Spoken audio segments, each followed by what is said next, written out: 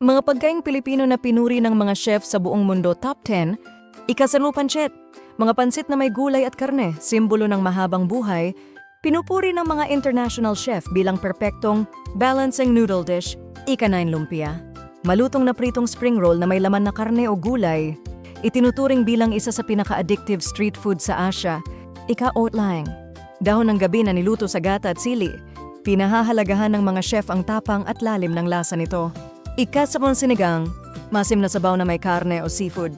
Tinatawag ng mga chef sa mundo na sopas na may emosyon at karakter. Ika-10 kare-kare, nilagang karne na may peanut sauce. Pinupuri bilang natatanging kombinasyon ng sarsa at tradisyon.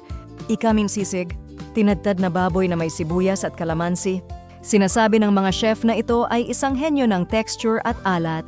Ika-4 chicken inasal, inihaw na manok na minarinado sa suka at kalamansi. Kinikilala bilang isa sa pinakamahusay na grilled chicken dishes sa mundo. Ika-3 lechon, buong baboy na inihaw hanggang maging malutong ang balat. Maraming world-class chef ang nagsasabing ito ang pinakamahusay na roast pork sa planeta. Ika-2 adobo, karne na niluto sa toyo, suka, bawang at paminta. Itinuturing ng mga chef bilang pinaka-perpektong comfort food ng Pilipinas. Ika-1 lechon kawali, malutong na pritong baboy na may makatas na laman.